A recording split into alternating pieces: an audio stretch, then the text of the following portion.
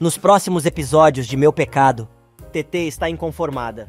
Do outro lado da cidade, Fidel chega ao bar de sempre e fica sabendo que Ramiro foi assassinado. O dono do bar conta ainda que estão acusando Juliano pelo assassinato, pois encontraram uma medalha junto ao corpo do defunto que pertencia ao rapaz. Fidel fica ainda mais assustado. Neste meio tempo, o enterro acaba e Paulino encontra Matias. O padre explica que o bispo recebeu o abaixo-assinado que ele e Rodolfo entregaram e decidiu mandá-lo de volta para a cidade. O sacerdote pergunta ao amigo o que de fato aconteceu, e a enxerida da Renata resolve dizer que Juliano matou o fazendeiro. Já de volta em casa, Assunção passa mal. Carmelo tenta ajudá-la, mas a mulher diz que não precisa de sua ajuda, pois pode se virar sozinha. TT se preocupa, mas a empregada alega que está muito cansada. Sozinho, Ramiro vai até o escritório do pai e começa a fuçar em tudo. Ele encontra a carteira de Juliano que Ramiro tinha escondido. Enquanto isso, Matias vai até a casa de Rodolfo e Josué conta que o pai não mora mais ali, pois descobriu a traição de sua mãe com Ramiro.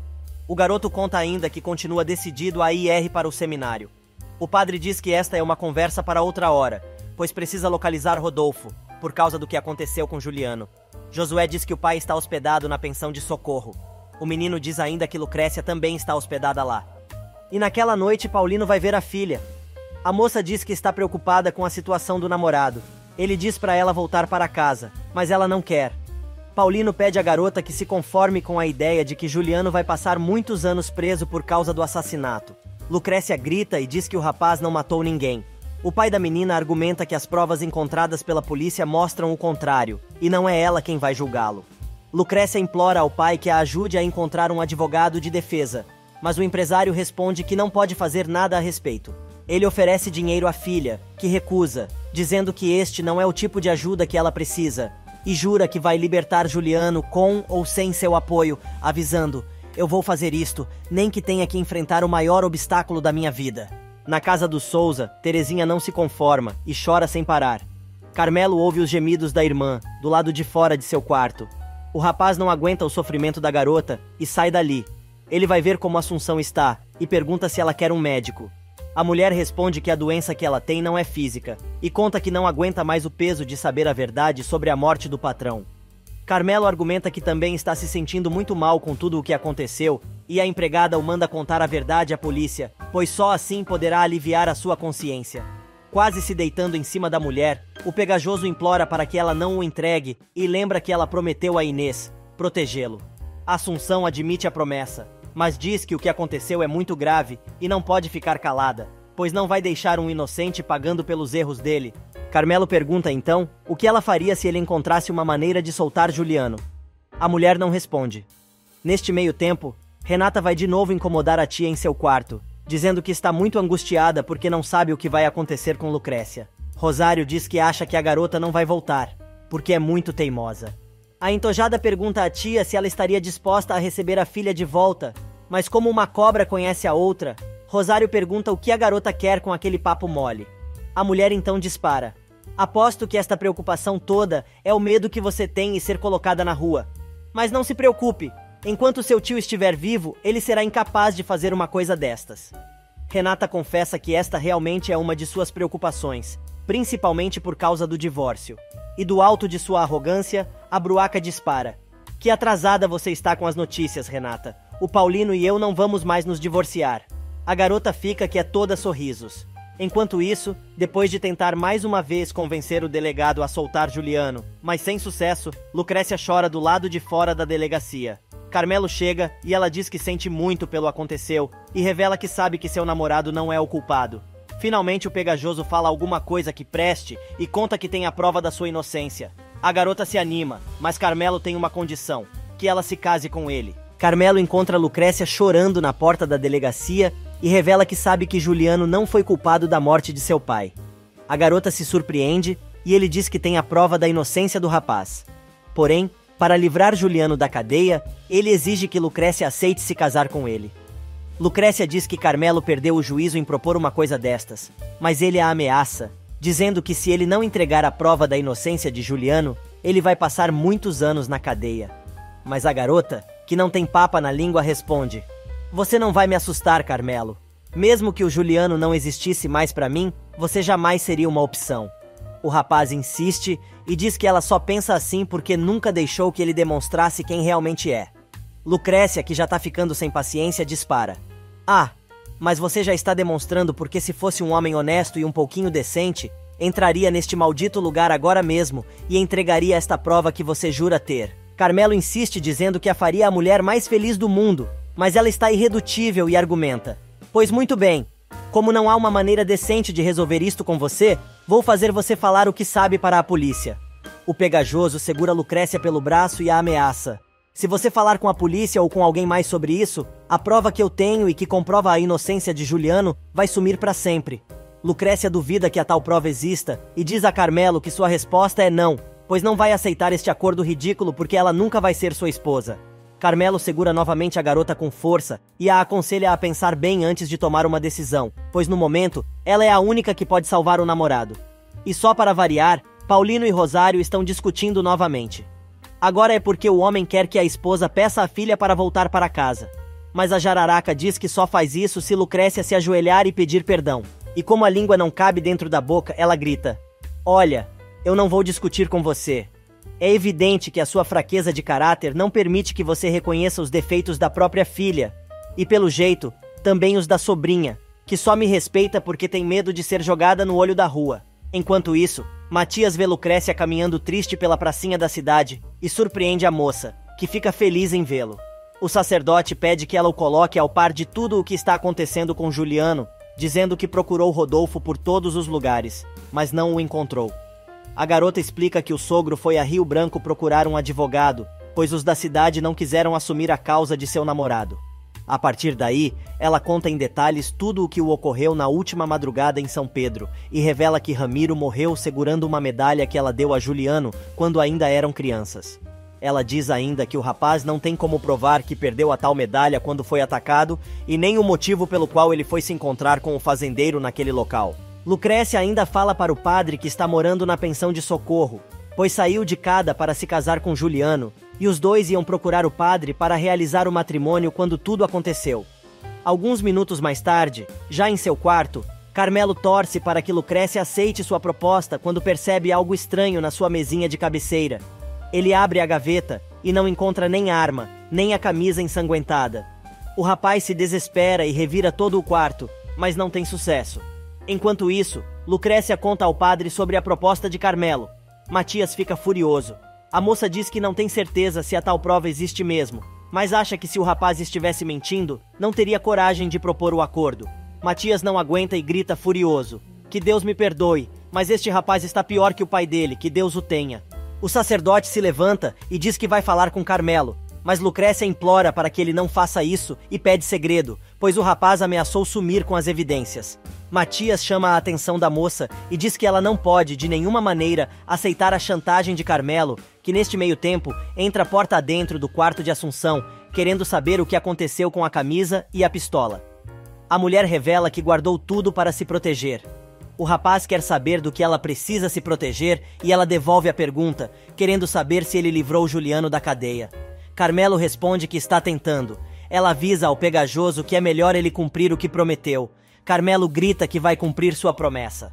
Tetê chega bem hora, levando comida para Assunção e quer saber sobre o que os dois estão falando.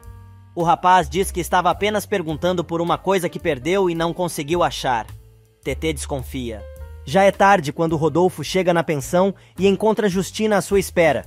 Ele conta que não conseguiu advogado para defender o filho, nem em São Pedro, nem em Rio Branco. Ela quer saber como vai ficar a situação do casal. O professor responde que, no momento, está focado em resolver o problema de seu filho preso. Mas, antes dele entrar, a mulher pede que ele volte para casa e recebe um não como resposta. Neste meio tempo, Matias consegue visitar Juliano na cadeia quase de madrugada e conta que voltou para ficar. O rapaz explica a sua situação e o padre conta que Lucrécia está disposta a mover céus e mares para tirar ele dali e deixa escapar. Só espero que ela não venda a sua alma ao diabo. Juliano desconfia e pergunta o que o sacerdote quis dizer com isso. Matias dá uma disfarçada e muda de assunto. No dia seguinte, na Fazenda Milagre, Renata encontra o tio, que está tomando café da manhã. Ele pede para conversar com a moça e diz que a situação naquela casa não permite mais que ela fique de braços cruzados, vendo o tempo passar, e manda a garota procurar um trabalho. A fingida diz que fica super satisfeita em saber das intenções do tio e novamente vem com o papo de que não quer ser um estorvo e blá blá blá. Mas Renata ainda não destilou seu veneno naquela manhã. Então, aproveita a oportunidade para dizer que está muito feliz que ele e sua tia não vão mais se divorciar. Paulino se surpreende com a notícia, e a garota conta que foi a própria Rosário quem revelou isso para ela. Neste meio tempo, Modesto, que está com Chema e os outros peões tentando salvar as macieiras sadias, recebe a visita de Rosário. A mulher quer saber como está a plantação. O capataz conta que metade do pomar foi afetado, mas Paulino não quer fazer nada a respeito. Rosário não entende bem o que o homem está falando. Ele então repete que o patrão não quer tratar a praga, e disse que se as árvores morrerem será a vontade de Deus, pois ele está cansado de lutar. Neste meio tempo, Delfina vai fazer uma visita a Terezinha dizendo que foi levar seus sentimentos e pede para ver sua comadre. A garota conta que Assunção está na cozinha, mas não tem passado bem desde a morte de Ramiro, porém se recusa a ir ao médico. Delfina resolve falar em Juliano e Tetê afirma com todas as letras que foi o rapaz quem matou seu pai e quer que ele apodreça na cadeia. Delfina vai até a cozinha ver a comadre. Assunção se assusta com a presença da mulher. Delfina pergunta o que ela tem, pois Teresa está preocupada. A empregada inventa que sente falta de Ramiro, mas Delfina não acredita e quer que ela diga a verdade. A mulher vai mais longe e comenta que sua comadre está igualzinha ao dia em que contou que suspeitava que Ramiro tinha matado Inês. Assunção dá um pulo e se assusta. Ela grita para Delfina calar a boca e derruba o pirex com comida no chão. Delfina diz que acha que a empregada não está precisando de um médico, e sim de um padre. Neste meio tempo, Matias vai até a casa onde a sobrinha está hospedada. Ela abre a porta e fica feliz com a surpresa. Ele manda a mocinha pegar as suas coisas enquanto ele espera do lado de fora. E Matias tem a grata surpresa de encontrar Rita, que acha que está vendo um fantasma. O padre conta que está de volta. A mulher diz que está muito feliz com isso e sai fora rapidinho. Enquanto isso, Carmelo, que ainda está dormindo, sonha com os últimos momentos antes de matar o pai. Teresa vai acordar o irmão e conta que Fidel está esperando por ele. Mas o rapaz não quer saber e manda dizer que ele está dormindo. A garota insiste e Carmelo resolve atender o sujeito, que está esperando por ele no escritório de Ramiro. Segundos depois, o rapaz chega ao escritório e pergunta o que o bandido está fazendo ali. Ele responde que foi prestar seus sentimentos e pergunta por que Carmelo não contou que Ramiro tinha morrido, no dia anterior, quando foi procurá-lo. Carmelo diz que este é um assunto muito pessoal e muito doloroso, sobre o qual ele prefere não falar. Mas Fidel, com a maior cara de pau, responde: "Eu imagino. Não deve ser fácil viver com a culpa de ter matado o próprio pai." O rapaz diz que o homem tá falando bobagem, e que o assassino de seu pai é Juliano, que, aliás, já está preso. Sem nenhuma cerimônia, o bandido se serve de conhaque, enquanto conta que sabe que o rapaz foi acusado porque acharam a medalha dele junto ao cadáver do fazendeiro, mas lembra que, na verdade, a medalha estava com Carmelo e pergunta: "Já esqueceu que eu mesmo te entreguei?" O rapaz responde dizendo que Fidel está confuso e alega que são duas medalhas diferentes. Mas o sujeito grita que foi ele quem pegou a medalha no dia que atacou Juliano a mando de Ramiro e argumenta: "Não adianta tentar me fazer de otário, porque eu não sou. Mas não se preocupe, eu não vou te entregar. Só que isto tem um preço." Carmelo diz que não vai aceitar nenhuma chantagem e manda o cara se danar. Com a maior cara de pau, Fidel diz para o rapaz pensar bem, e que para provar que está de boa vontade, vai dar a ele um prazo, até que receba a herança. Na pensão, Lucrécia relembra o papo que teve com o pegajoso na madrugada anterior. Ela resolve sair, mas quando abre a porta dá de cara com Renata, que entra sem pedir licença. Lucrécia, totalmente sem paciência, pergunta o que a garota quer ali e diz que não tá muito afim de conversar com ela. Mas a Xarope aconselha a prima a tirar Juliano da cabeça, pois vai ser muito difícil ele ser libertado. Lucrécia afirma novamente que o namorado é inocente e logo estará livre. Algumas horas mais tarde, Rosário chega em casa e Paulino pergunta se é verdade que ela suspendeu o divórcio. A mulher responde que sim, e ele emenda: "E por quê? Porque o Ramiro morreu e você vai ter que procurar outro sócio para cuidar das terras." Ela explica que o marido está enganado, pois tomou esta decisão antes do assassinato do fazendeiro, pois pensou melhor, e apesar de tudo, quer continuar casada, mesmo que ele duvide de suas intenções. A mulher vai chegando perto do marido e começa a alisar o homem que a afasta, dizendo que se a preocupação dela é com a plantação, não há nada que se possa fazer, pois a recuperação do pomar custaria muito dinheiro e ele não tem. Rosário insiste para que ele pegue um empréstimo. E Carmelo comunica à irmã que vai ver o advogado para dar entrada no processo de herança, pois a família está sem dinheiro. Por falar em dinheiro, Paulino vai até o banco saber sobre o empréstimo, e o gerente explica que para pegar um financiamento no valor solicitado, ele terá que hipotecar seus bens. O homem diz ainda que outra solução seria vender as terras. Paulino fica furioso e diz que seu patrimônio não está à venda. Depois que sai do banco, Paulino se sente mal, mas decide continuar caminhando. Lucrécia vê o pai e o chama, perguntando por que ele pagou o quarto na pensão. Mas Paulino está de mau humor e diz que está prestes a perder tudo, revelando que sente muito ela não ter ido embora, pois assim evitaria ver o pai ir à falência. Enquanto isso, Rodolfo apresenta o advogado Mendonça a Juliano, dizendo que ele é o defensor público designado para seu caso.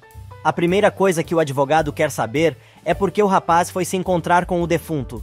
Mais uma vez, Juliano se recusa a falar sobre o assunto. O advogado manda então ele se declarar culpado, pois assim vai ser tudo muito mais fácil. Adivinha a reação de Juliano?